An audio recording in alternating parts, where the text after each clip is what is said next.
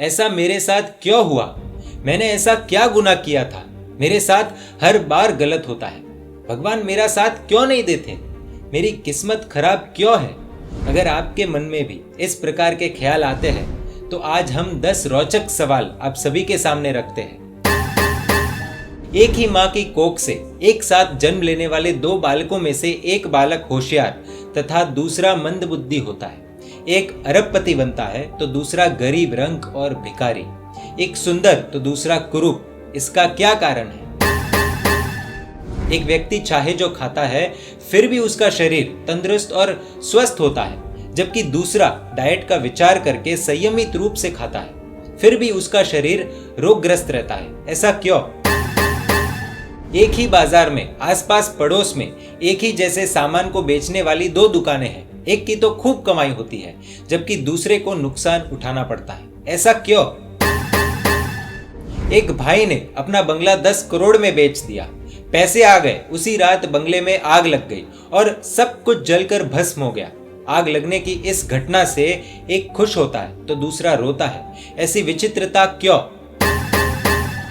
खूब मेहनत करने के बाद भी एक बालक आधी लाइन भी याद नहीं रख पाता, जबकि दूसरा बालक 20-20 गाथाएं कंठस्थ याद कर फटाफट सुना देता है। क्यों? कोई जीव अंधा है, कोई लंगड़ा है, कोई बहरा है तो कोई गूंगा है। ऐसी विचित्र रचना किसने की?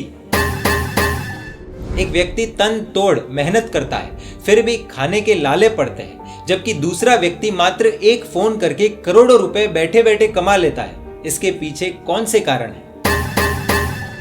बाजार में तेजी आती है तो कोई अरबपति बन जाता है, कोई करोड़पति, कोई लखपति, तो कोई वही का वही रह जाता है। तो तेजी एक समान होने पर भी ऐसी विषमता क्यों? एक प्रकार के 2 रोगियों को डॉक्टर एक ही दवा देता है, एक ठीक हो जाता है और दूसरा मर जाता है। क्या कारण है? सुखी व्यक्ति अचानक दुखी हो जाता है और दुखी व्यक्ति सुखी। ऐसा क्यों? इस दुनिया में इस तरह की अनेकों विचित्रताएं हर रोज अनुभव होती है, लेकिन इन विचित्रताओं का कारण क्या? सोचने वाली बात है। क्या ये सब भगवान ने किया है? लेकिन भगवान तो कृपालु परमात्मा है। वे एक को सुखी और एक को दुखी कैसे करेंगे? अगर उनके हाथों में सब कुछ होता तो वो तो सबको सुख ही प्रदान करते, और अगर ऐसा है कि वो दुख भी देते हैं तो फिर वो भगवान कैसे? सोचिए, एक को चूहा और दूसरे को उसके पीछे दौड़ने वाली बिल्ली बनाने वाला भगवान है तो फिर भगवान को निर्दयी मान लिया जाएगा। और वास्तव में भगवान करुणा के सागर होते हैं, अनंत शक्ति के स्वामी होते हैं, दया करुणा प्रेम के भंडार होते हैं। वो इस तरह का दुख भरा संसार कभी नहीं बनाएंगे। तो फिर इन विचित्रताओं के पीछे कौन? इनके पीछे का कारण क्या हो सकता है? जैन धर्म कहता है कि इनके पीछे का कारण है कर्म।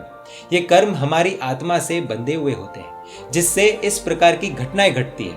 सभी आत्माओं का स्वरूप एक समान होता है, लेकिन बांधे गए अलग अलग कर्म बंधनों से आत्मा बंधी हुई होती है और इन कर्मों के उदय होने पर इस प्रकार की घटनाएं घटती है। अब कारण तो समझ आ गया कि कर्म है।